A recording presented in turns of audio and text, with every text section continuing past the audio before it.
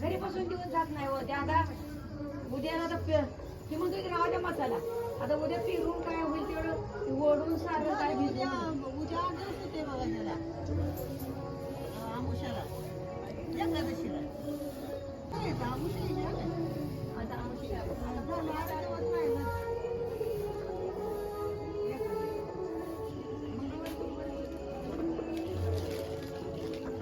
आता तुला जाता त्या तुळशीला काय सुद्धा केलं नुसती लावली याला माती याला तीनदा बदलली रंजी गोळा करून सगळं पी मशीन आहे बरं नाही मागल्या उडी मारली नाही का लवकर 3 महिन्याचं झाली एका टायमाला अजून कुठं का खराब बिराट लागते नाही लागत दिते तो काढायचं खरट लागल्यावर बंद करायची एवढं ते खरट लागत होते याचे उड्या हलतेस सार पाठी माझा अजून हा ते थांब झाऱ्या ठेवलेला आहे सर पलीकडे सगळं सर पलीकडे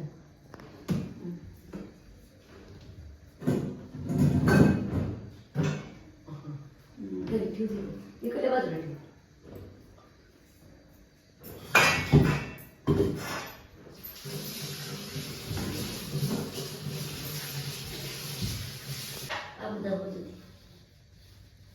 दादा त्याला ठेवायला होती वर ह्याच्यात काढलं असतं की आपल्याला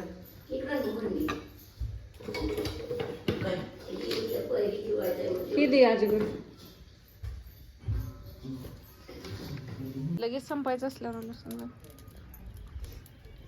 दूध का जागा नाही म्हणून ठेवलं होतं का मी दूध आपलं उकळलं तर म्हणली परत येते न बहिणीला द्यायचंय तुला नाना म्हणलं नाही का येईल म्हणलं आल्यावर मला म्हणली चल आम घरी घेऊन येते लॉन्ड्रीचीच बैठक आहे असं करा म्हणली तुम्ही मोजून ठेवून या जावा आणि पुन्हा लागेल भाजलं का पुन्हा कुठून यावं वाटेल 4-5 दिवस असंच मग 2 इडली आणि ती अर्धीभर चपाती खाल्ली वेळ ती दूध बघितलं तर आपलं बी कच्चच आहे थंडीत नाही काय होत म्हणते परत तिचं बी ते सारले जरा हे आत ठेवलंय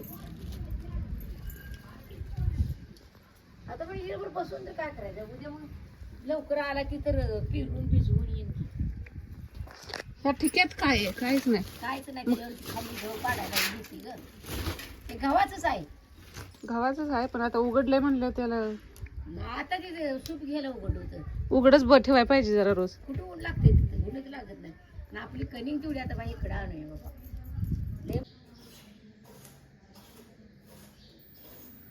नमस्कार श्री स्वामी समर्थ तर स्वागत आहे तुमच्या सगळ्यांचं आजच्या नवीन एका व्हिडिओजमध्ये तर काल होता रविवार आणि रविवारचंच हे सगळ्या पूर्ण दिवसाचं तुमच्यासोबत शेअर करते तर इथं भरपूर दिवसातून इडली बनत होती आता बऱ्याच वेळा डोसेच बनवायचे झालते इडलीचा काही मुहूर्त नव्हता आणि आमच्या जान्हवीला इडली इतकी आवडते ना सकाळ दुपार संध्याकाळ म्हणजे ज्या दिवशी इडली बनते त्या दिवशी ती दुसरं काहीच खात नाही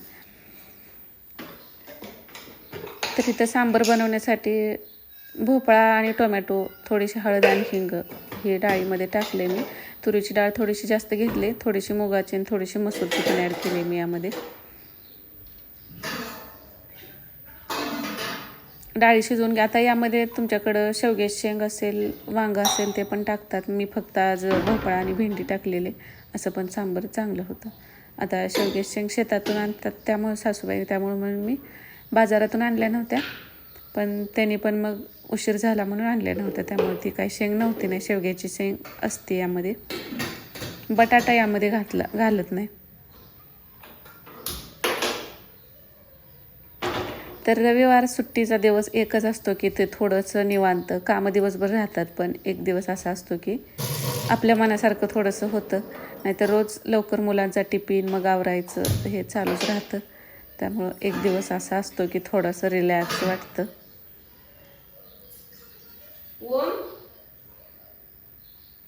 तर आता थंडीमुळं चहा काय बंद होत नाही किती जरी बंद करायचा म्हटलं तरी तो एवढी थंडी आहे की आपोआपच पाय चहाकडे जातात आणि चहा करायला मग ते भागच पडते. तर मी दुधाचा जास्त घेत नाही. मला माहिती आहे मी एकदा जरी घेतला ना मला लगेच ॲसिडिटी होते.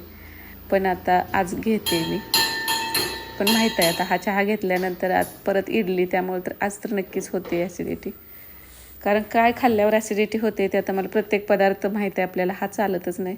कारण ॲसिडिटीचा भरपूर असा त्रास आहे.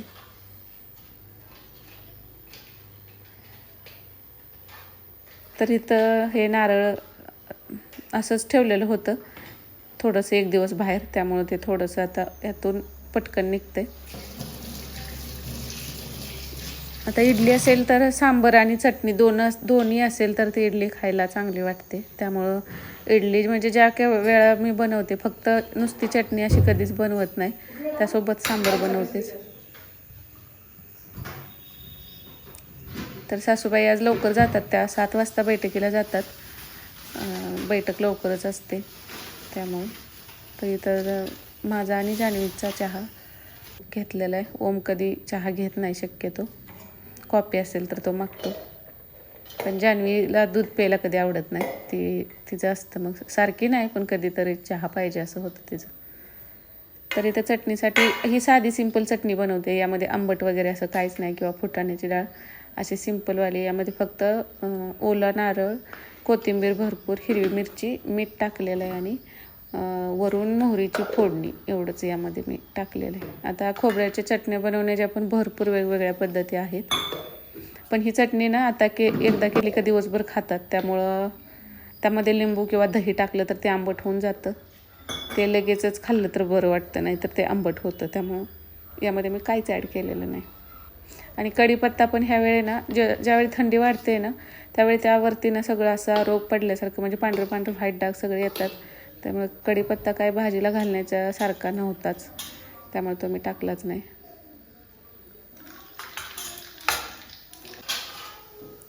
मोहरी मात्र भरपूर टाकायची. तर ही चटणी पण तयार झालेली.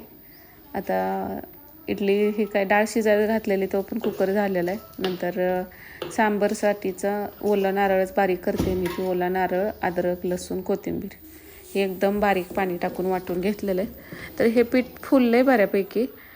वाटताना थोडंसं मी गरम पाणी टाकलेलं, पण अगदी किंचितसा सोडा मी यामध्ये टाकला आहे. हे अजून फुललं असतं पण फारच थंडी आहे आणि ह्याच्यावरती एखादं कापड वगैरे झाकून ठेवलं असतं तर म्हणजे डबा गरम राहील. असं गरम ब्लँकेट किंवा स्वेटरमध्ये गुंडाळून ठेवलं सुद्धा फुलतं. पण ते काय मी रात्री तसं केलं नाही त्यामुळं. आणि पीठ फुललं नाही तर मग इडली आहे ती सॉफ्ट होत नाही, कडकच होते. आणि इडलीचं प्रमाण म्हणाल तर मी 2 वाट्या तांदूळ घेतलेला आणि पाऊण वाटी डाळ घेतली. आता हे प्रमाण प्रत्येकाचं वेगळं वेगळं राहतं. आता बाकीची सांबरची तयारी करून ठेवले आणि तोपर्यंत मग इडलीचा कुकर लावून दिला की त्या इडल्या होत आहेत, तोपर्यंत मग सांबर फोडणी देऊन होतं. सांबरला देशी भेंडी मिळाली तर आवर्जून ती वापरा. देशी नव्हती म्हणून जी आहे ती आपल्या 2च घेतलेले, भेंडी काही जास्त नव्हती. आता टोमॅटो वगैरे, भोपळा त्यामध्येच टाकलेला आहे, त्यामुळे आता फक्त कांदा आणि भेंडीच कट करून घेतलेली. कांदा आता उभा कट करू शकता किंवा लांब. आता सांबर करण्याच्या सुद्धा भरपूर वेगवेगळ्या पद्धती आहेत, प्रत्येकाच्या घरी कसं आवडतं तसं. सांबरला चिंच आणि गूळ मात्र लागतोच. तर चिंच भिजायला ठेवली, अगोदरच भिजवायला पाहिजे होती पण भिजते थोडंसं गरम पाणी टाकलं की. तेलामध्ये ना भरपूर सगळी मोहरी आणि हे टाकायचे, मेथी दाणे. आता इडलीचं पीठ भिजवताना सुद्धा त्यामध्ये मेथी दाणे टाकलेले होते, पण मी पोहे भात टाकतात तसं काय टाकलेलं नव्हतं. हिरवी आता सुकी मिरची होती पण ते काय मी आता घ्यायला गेले नाही, हिरवी मिरचीच टाकलेली एक होती तेवढी. कांदा मात्र अगदी लाल रंगावरती परतून घ्यायचा. नंतर यामध्ये थोडीशी मोठी मोठीच अशी कट केलेली भेंडी ती टाकायची. हळद, धना पावडर आणि सांबर मसाला थोडासा 2-3 चमचे तरी टाकायचा. नंतर हे अद्रक, लसूण, कोथिंबीर आणि ओल्या नारळाचं वाटण होतं अगदी बारीक वाटलेलं, ते टाकलेलं आहे. नंतर हे चिंचेचं पाणी टाकायचं, गूळ टाकायचा चवीपुरता. कसं तुरीच्या डाळीनं सुद्धा पित्त होतं, फक्त मुगाची डाळ आहे की जी ज्यांना पित्ताचा त्रास आहे तर ते खाऊ शकतात. बाकी इतर कोणतीही डाळ खा तुम्ही, त्यानं पित्त होतंच. आणि मग तुम्हाला हवं तेवढं गरम पाणी करून टाकायचं. तर कुकरच्याच भांड्यात पाणी गरम केलं आणि टाकलं. तर सांबारसुद्धा आमच्यात भरपूर बनवावं लागतं. आणि तोपर्यंत इडल्यासुद्धा तयार झालेलं. तर हे वाटताना थोडंसं रवाळ वाटायचं, डोश्यासारखं एकदम बारीक नाही वाटायचं. म्हणजे इडली आपली अशी छान रवाळ आणि चिवट वगैरे अशी अजिबात होत नाही, सॉफ्ट होतात ती एकदम. थंड झाली तरीसुद्धा ती आहे अशी राहते.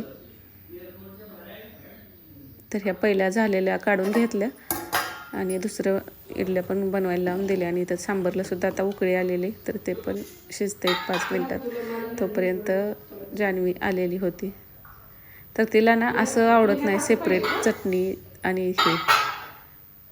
आपण कसं एका वाटीत चटणी एकात सांबर आणि इडल्या घेतो, तसं नाही. तिला इडली घ्यायची, त्यावरती चटणी टाकायची आणि वरून सांबर टाकायचं. आणि ते चमच्याने वगैरे खायचं नाही, ते हातानेच कुस्करून खायचं. असं तिला इडली खायला आवडते. तू शिकवल्यास खाय.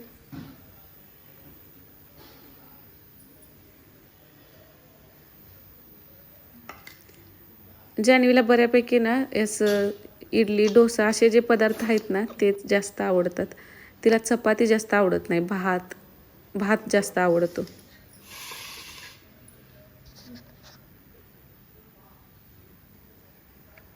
तर मस्त अशी जाळीदार इडली तयार झालेली होती. आता इडली म्हटल्यानंतर भांडी आहेतच, पण दुसरा काय स्वयंपाक करावा लागत नाही, त्यामुळं हे करायला बरं वाटतं. आता एवढी सगळी भांडी घासायची, मग फरशी पुसायची होती. आज रविवार असल्यामुळे निवांत होती कामं. श्री स्वामी समर्थ सगळ्यांना.